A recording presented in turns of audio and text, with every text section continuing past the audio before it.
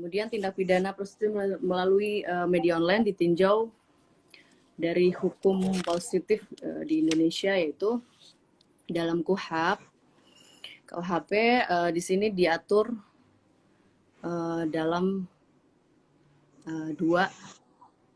tiga pasal, yaitu mereka yang menyediakan sarana tempat persetubuhan itu terkenai pasal 296 KUHP. Yang kedua, mereka yang mencarikan pelanggan bagi PSK ini atau pelacur itu terkenai pasal 506 KUHP. Dan yang ketiga, mereka yang menjual perempuan dan laki-laki di bawah umur untuk dijadikan pelacur ini akan dikenai pasal 297 KUHP. Kalau di luar KUHP, tindak pidananya prostitusi online, yaitu diatur dalam Undang-Undang Nomor 11 Tahun 2008 tentang Informasi dan Transaksi Elektronik. Yang kedua, Undang-Undang Nomor 44 Tahun 2008 tentang pornografi. Dan yang terakhir, Undang-Undang Nomor 21 Tahun 2007 tentang perdagangan manusia. Kesimpulannya dari saya yaitu yang melanda artis HH itu secara yuridis dapat dilihat dari peranannya sebagaimana yang tadi disebutkan dalam huruf A sampai huruf D, dan dikaitkan tentunya dengan pasal-pasal di luar KUHP, yaitu harus dikaji menurut ketentuan Undang-Undang Nomor 11 Tahun 2008, Undang-Undang Nomor 4 Tahun 2008, dan Undang-Undang Nomor 21 Tahun 2007. Sekian ulasannya dari saya, Mas. Gitu. Silahkan kalau ada. Kalau kita kembali ke kasusnya AA ya, HH. Kalau menurut Mbak Lisa, kenapa sih HH itu hanya sebagai saksi dalam perkara ini? Begitu juga dengan usernya tadi, yaitu pria berinisial AA. Ya, kalau menurut pandangan saya, mengapa masih hanya dalam status saksi? Karena di sini mungkin terkait laporannya itu memang tidak langsung untuk melakukan seperti yang saya jelaskan tadi di ulasan.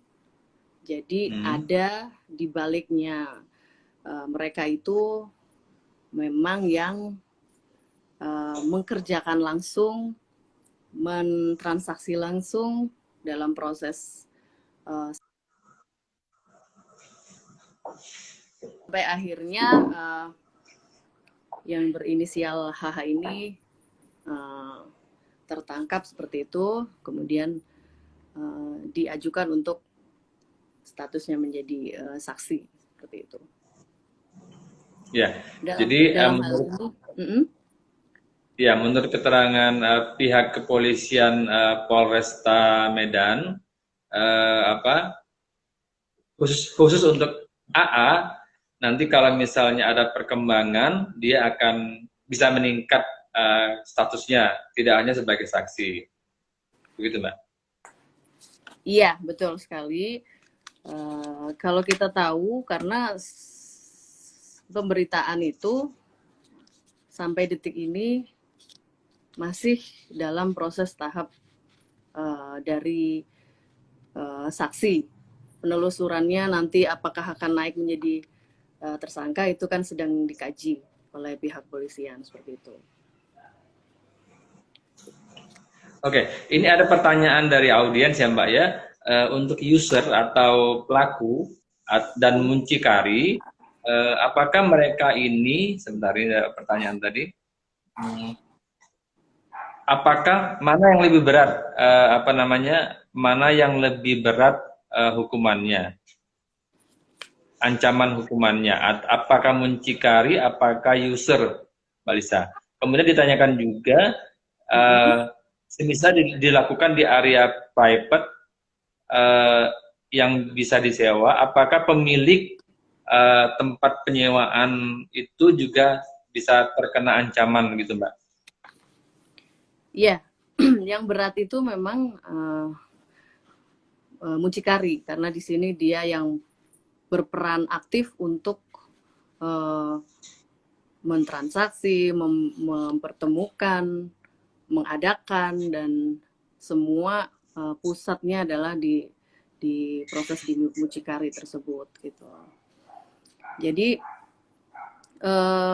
kalau kasus yang di Medan itu hanya sebagai saksi, kemungkinan fakta yang diungkap itu adalah dia tidak ikut aktif seperti yang ditentukan dalam Undang-Undang ITE, melainkan hanya pekerja seks komersial adalah seorang yang menjual jasanya untuk melakukan hubungan seksual untuk uang atau disebut pelacur, atau pekerja seks komersial sebutan yang diperhalus dari sebutan pelacur yaitu adalah wanita tunasusila yang juga mengacu pada layanan seks komersial seperti itu.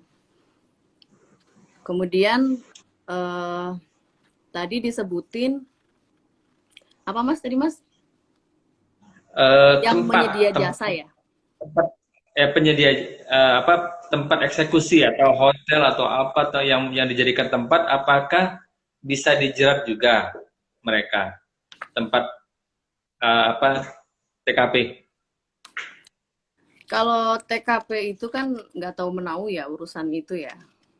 Untuk urusan apakah itu hasil daripada tindak kejahatan prostitusi, otomatis dari penyedia jasa itu mereka tidak tahu menau. Yang jelas mereka ada tamu masuk bayar, ya mereka tidak tahu apakah kepentingannya untuk apa gitu ya, seperti itu. Jadi untuk pihak hotelnya sendiri di sini tidak akan terlibat dalam hal ini.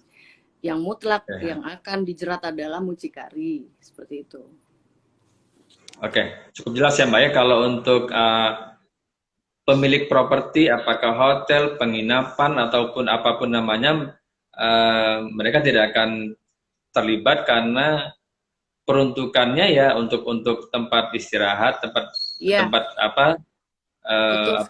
orang menginap ya. Iya. Apalagi kalau misalkan di sana daerah pariwisata. Kalau pariwisata itu kan memang menyuguhkan itu harus ada penginapan untuk kebutuhan orang-orang yang berwisata di sana gitu. Kalau pelaksanaannya itu adalah untuk peruntukan sebagai tindakan prostitusi tersebut, ya mereka tidak ikut andil dalam hal itu karena transaksinya juga nggak tahu, mereka janjian juga nggak tahu, seperti itu. Jadi tidak ada kaitannya gitu. Oke, baik, oke. Permasalahan prostitusi yang diduga terlibat di kalangan artis ini kan bukan hanya terjadi pada artis yang berinisial HH ini aja Mbak ya. Sebelumnya juga pernah mencuat artis yang berinisial VA atau yang tempo hari terjadi di Surabaya ya Mbak ya. Jadi case ini si artis berinisial PA ini sampai disidangkan, bahkan dia sempat menginap di Hotel Prodeo karena divonis oleh majelis hakim. Nah, kalau kita komparasikan dengan yang terjadi pada HH, ini kayak apa kalau Mbak Lisa mengamatinya antara case yang terjadi pada HH dengan case yang terjadi pada VA beberapa bulan yang lalu atau beberapa tahun lalu di Surabaya? Iya.